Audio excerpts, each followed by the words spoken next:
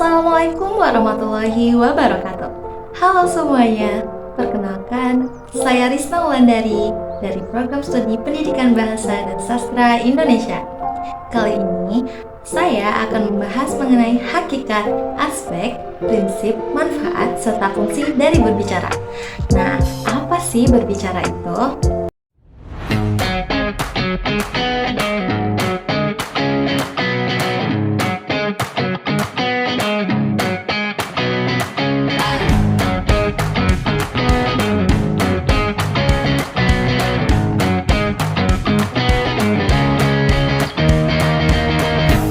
Berbicara merupakan salah satu keterampilan berbahasa yang sering kita gunakan sehari-hari.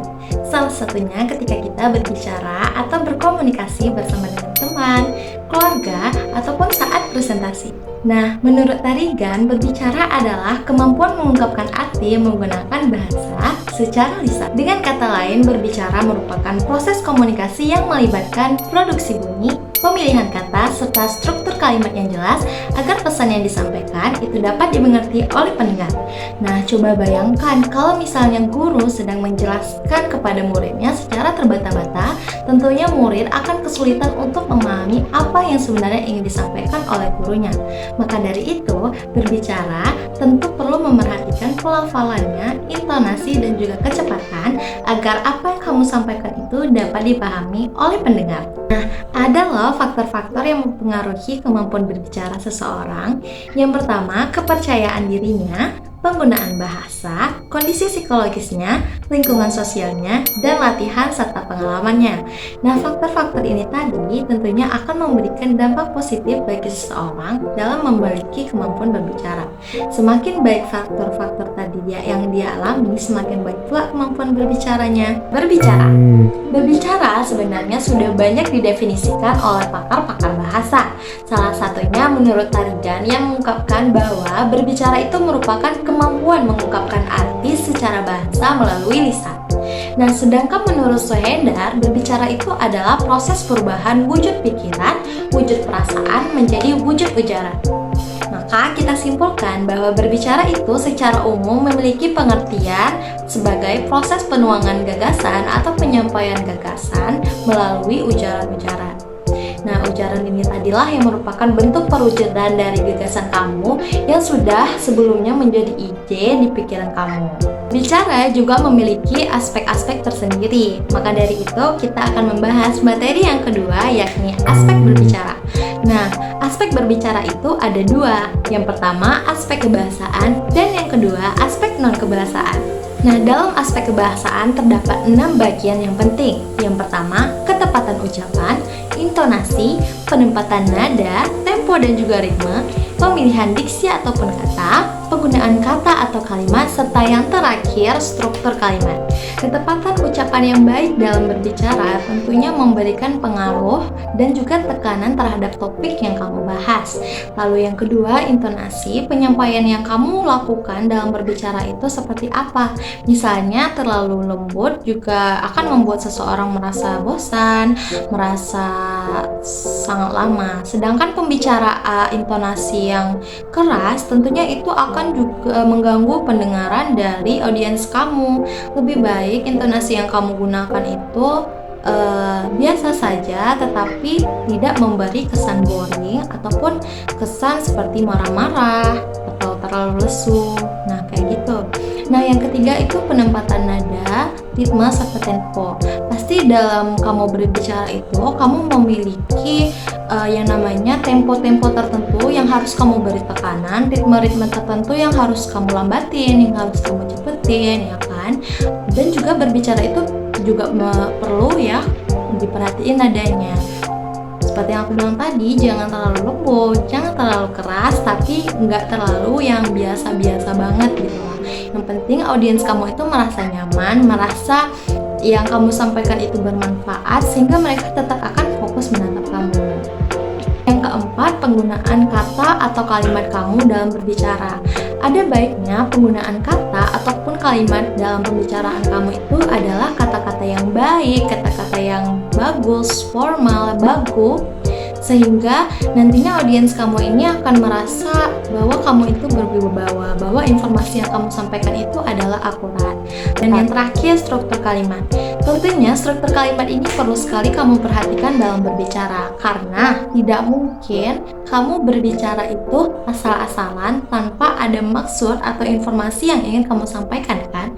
Apalagi ketika presentasi ataupun di saat berdebat, saat menyampaikan pendapat kamu di halayak ramai, tentu mengharuskan kamu untuk memiliki atau memilih struktur kalimat yang tepat dalam penyampaian kamu agar apa yang ingin kamu sampaikan itu dapat diterima dengan baik oleh audiens kamu. Kedua, ada aspek non-kebahasaan. Nah, aspek non-kebahasaan ini lebih berfokus bagaimana tindak kamu ketika kamu berbicara.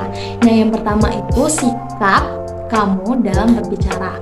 Wajar saja kalau misalnya ada gugup, ada takut, ada cemas, apalagi kalau itu udah berbicara di halayak ramai, ya kan. Tetapi ada baiknya sebelum kamu tampil di depan banyak orang tersebut, kamu melakukan meditasi agar kamu lebih tenang, agar kamu juga tidak terlalu gugup, tidak terlalu cemas, tapi juga enggak terlalu kaku. Karena berbicara yang baik itu adalah berbicara yang membuat seseorang mau mendengar kamu, terpengaruh sama kamu, kayak gitu. Aspek non-kebahasaan yang kedua yakni pandangan kamu tetap kepada audiens, tetap kepada lawan bicara, dan memperhatikan lawan berbicara dan juga audiens. Kenapa demikian? Karena hal ini memberi kesan bahwa kamu menghargai mereka, kamu berani menatap mereka, kamu berani untuk di depan menyampaikan orasi kamu untuk mempengaruhi mereka. Nah, sehingga aspek non-kebahasaan ini itu tuh memberi kesan bahwa kamu tuh nggak takut, kamu nggak merasa tertekan, kamu menghargai mereka juga ketika mereka menyampaikan pendapat. Sehingga tatapan atau pandangan kamu yang sudah kepada audiens itu tadi akan membuat audiens itu tetap berfokus sama kamu, nggak kemana-mana pandangannya, dan kamu juga merasa lebih rileks lagi untuk menyampaikan informasi, gagasan, atau argumen kamu. Aspek yang ketiga, gerak-gerik tubuh dan juga mimik wajah kamu. Nah, ini perlu diperhatikan dalam berbicara atau berkomunikasi di depan orang ramai. Gerak-gerik tubuh kamu yang kuat, terus mimik wajah kamu yang tepat nih dalam menyampaikan argumen, pendapat, atau informasi, tentu itu tuh akan memberi kesan yang bagus juga kan dari orang-orang. Nggak mungkin saat kamu menyampaikan informasi yang sedang hot atau sedang ramai sekarang, muka kamu datar-datar aja. Ada baiknya saat misalnya kamu melakukan presentasi atau berbicara di depan orang ramai, kamu perlu melakukan gerak-gerik kecil di tubuh kamu, dan juga mimik wajah kamu itu diperhatikan. Bahasaan yang terakhir yakni kenyaringan suara dan juga kelancaran ucapan kamu. Nah, sama sih kayak aspek kebahasaan tadi, perlu banget untuk tepat, perlu banget untuk lancar nih dalam berbicara. Memang kan kalau misalnya kita berbicara ada yang namanya nah itu tuh merupakan hal yang wajar. Bisa dia hilang kalau misalnya kita tuh banyak-banyak melakukan latihan, banyak-banyak ngelakuin berbicara di depan cermin, ini tuh bakal hilang sendiri gitu, dan bakal memperlancar kamu untuk berbicara. Nah, ini merupakan salah satu bentuk latihan public speaking sendiri dengan gunakan cermin, sehingga kemampuan berbicara kamu semakin meningkat, semakin baik, dan orang-orang akan merasa wah dan melihat kamu sebagai orang yang keren.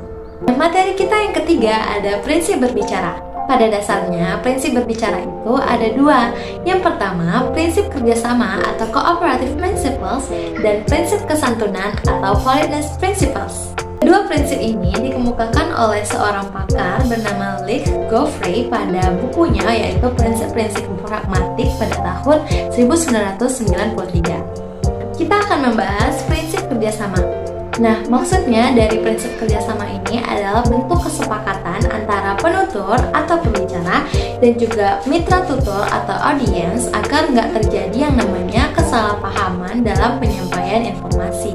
Sehingga prinsip dalam berbicara ini itu diperlukan agar nggak ada yang namanya kesalahan informasi atau ketidakpahaman, ketidakjelasan dari apa yang disampaikan oleh pembicara, seperti itu. Nah, prinsip kerjasama ini memiliki 4 maksim nih teman-teman. Yang pertama itu maksim kuantitas, maksim kualitas, maksim relevansi, dan juga maksim cara. Nah, maksud dari maksim kuantitas ataupun prinsip kuantitas itu adalah informasi yang kamu sampaikan itu harus benar-benar informasi yang sesuai tanpa kamu kurang-kurangin, tanpa kamu lebih-lebihkan, sehingga yang kamu sampaikan itu benar-benar berisi, padat, dan mudah dipahami oleh audiens kamu. Lalu yang kedua ada maksim kualitas atau prinsip kualitas. Nah, dalam prinsip kualitas ini yang kamu sampaikan itu haruslah berdasarkan fakta dan tidak kamu karang-karang gitu loh. Jadi apa yang kamu sampaikan itu benar-benar dapat dipercaya oleh audiens, dapat lebih memberi pengaruh yang kuat kepada audiens kamu, dan kamu tidak boleh meletakkan sebuah hoax atau kebohongan di dalam informasi tersebut. Yang ketiga ada maksim relevansi atau prinsip relevansi, di mana maksim relevansi ini adalah keterkaitan atau hubungan informasi kamu dengan informasi yang lain itu saling berhubungan atau tidak. Jika saling berhubungan, dapat kamu kaitkan dengan informasi yang akan kamu sampaikan dan juga relevan. Lalu yang terakhir ada maksim cara, di mana maksim cara ini dimaksudkan adalah cara kamu bertutur kata kepada audiens kamu itu harus jelas, tanpa berlibet, tanpa ada kata-kata yang gak jelas. Misalnya, saya mau makan, itu jelas, tetapi saya makan mau, itu tidak jelas. Seperti itu ya teman-teman. Nah, yang kedua itu ada politeness principles atau kesantunan prinsip, di mana prinsip itu ada 6. Yang pertama, maksim simpati, maksim pujian, maksim kearifan, maksim kedermawanan, maksim kesepakatan, dan juga maksim kerendahan hati. Nah, keterampilan berbicara yang kita lakukan sehari-hari, bahkan setiap harinya juga memiliki manfaatnya loh teman-teman. Di sini saya merangkum 7 manfaat berbicara. Yang pertama, memperlancar komunikasi antar sesama. Yang kedua, mempermudah pemberian berbagai informasi. Yang ketiga, meningkatkan kepercayaan diri, meningkatkan kewibawaan diri, mempertinggi dukungan publik ataupun masyarakat, menjadi penunjang peraih profesi dan pekerjaan, serta meningkatkan mutu profesi dan juga pekerjaan. Nah, sekarang kita masuk ke materi terakhir kita, yaitu fungsi berbicara. Setelah tadi kita mengetahui hakikat berbicara, aspek berbicara, prinsip berbicara, serta manfaat berbicara, berbicara juga memiliki fungsi tersendiri loh teman-teman. Nah, saya akan memberi 8 fungsi dari berbicara itu sendiri. Yang pertama, berbicara memungkinkan seorang penuturnya itu untuk mengungkapkan pikiran dan juga perasaan. Fungsi yang kedua, berbicara dapat melatih kepercayaan diri kamu. Yang ketiga, berbicara dapat dijadikan mata pencaharian seseorang. Nah, fungsi selanjutnya yaitu berbicara dapat menghibur orang lain, mempengaruhi dan juga meyakinkan orang lain. Nah, berbicara memungkinkan seseorang untuk menyampaikan informasi lebih cepat. Fungsi selanjutnya, berbicara itu dapat mempengaruhi orang dengan memotivasi mereka tentang apa yang disampaikan oleh pembicara. Dan fungsi yang terakhir, berbicara dapat mendorong seseorang atau menggerakkan seseorang untuk melakukan apa yang dikehendaki pembicara. Seperti itu. Itu tadi informasi mengenai hakikat, aspek, prinsip, manfaat, dan fungsi berbicara. Halo semuanya.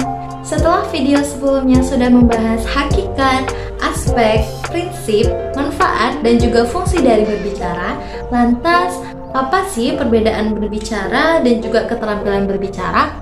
Hal berbicara itu adalah kemampuan seseorang menyampaikan kata-kata atau informasi untuk disampaikan secara efektif. Sedangkan keterampilan berbicara adalah cara seseorang menyampaikan sebuah informasi, argumen mengenai segalanya yang disampaikan sesuai dengan topik atau apa yang ingin dibahas dan memberi pengaruh kepada orang lain. Melakukan berbicara, tentunya seseorang mengalami perasaan-perasaan seperti gugup, cemas, dan juga mudah takut. Nah, sebenarnya ada loh cara-cara mengurangi kecemasan-kecemasan dalam berbicara ini. Yang pertama, gunakan metode jangka panjang, di mana kamu dapat memulai belajar sedikit demi sedikit untuk melakukan berbicara.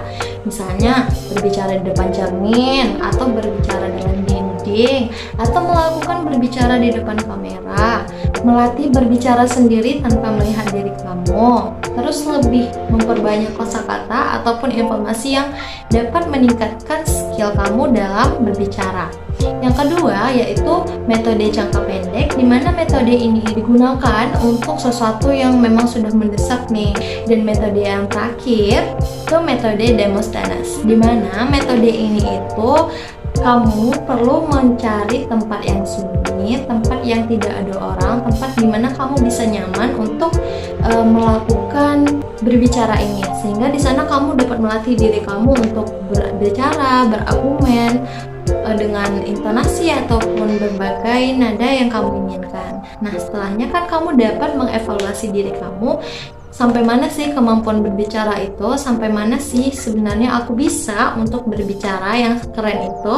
Nah, itu tadi informasi-informasi yang sudah aku sampaikan mengenai berbicara. Semoga dapat bermanfaat dengan teman-teman semuanya. Maaf ya kalau misalnya ada salah kata atau pengucapan. Aku tutup dengan wassalamualaikum warahmatullahi wabarakatuh. Sampai jumpa. Assalamualaikum warahmatullahi wabarakatuh. Halo semuanya, perkenalkan nama saya Risna Wulandari dari Program Studi Pendidikan Bahasa dan Sastra Indonesia Universitas Riau. Saya akan bercerita mengenai pengalaman saya untuk dapat berbicara secara lancar pada waktu presentasi ataupun berbicara di depan umum, menyampaikan argumen dan juga pendapat. Nah, awal mulanya saya tidak mengetahui kalau saya memiliki kemampuan berbicara ini. Seiring berjalannya waktu, saya menyadari bahwa ketika berbicara, saya merasa lebih bebas, saya merasa lebih rileks, dan saya merasa lebih senang ketika berbicara, apalagi di depan orang ramai. Karena itu seperti melatih mental saya dan meningkatkan adrenalin saya untuk lebih berani berbicara atau berhadapan dengan orang ramai. Nah, pertama kalinya itu adalah ketika saya berumur 10 tahun. Waktu itu saya masih di MDTA kelas 4 DTA gitu. Dan saya menjadi MC formal untuk acara wisuda kakak tingkat. Nah, yang kedua, saya jadi juru bicara waktu SD ketika presentasi.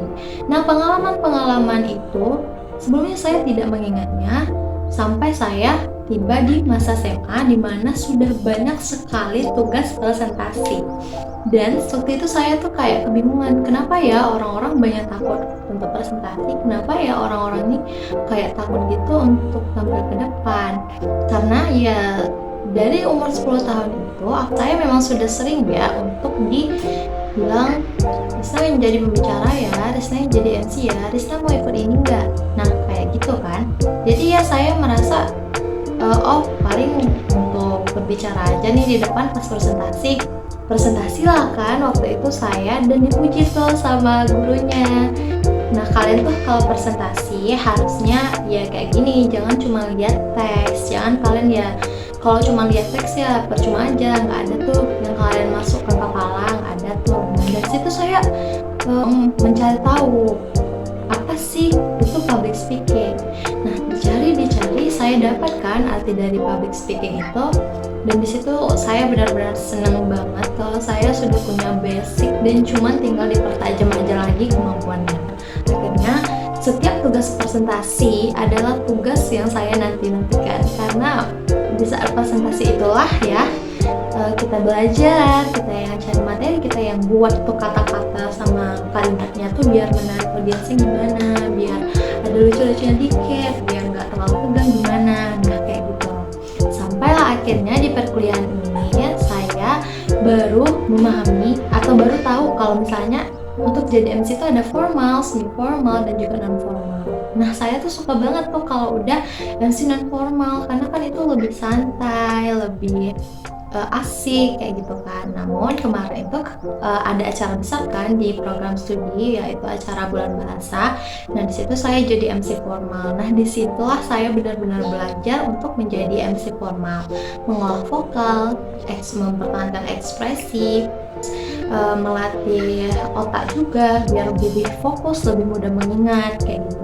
Nah, dari situ saya tahu bahwa pengalaman berbicara saya itu sudah ada sejak kecil, namun diasah lagi hingga sekarang ini, sehingga ya kemampuan berbicara ini semakin lancar, semakin lebih biasa aja atau berani gitu ya ketika menghadapi sebuah tuntutan di mana kita harus berbicara di depan orang ramai atau public speaking. Nah, kayak gitu. Itu tadi teman-teman mengenai pengalaman berbicara aku hingga aku bisa bicara dengan lebih percaya diri, lebih nggak gugup untuk tampil di depan kamera, untuk tampil di depan orang ramai. Nah, kayak gitu. Ternyata pengalaman berbicara itu sangat penting ya untuk meningkatkan kemampuan berbicara seseorang.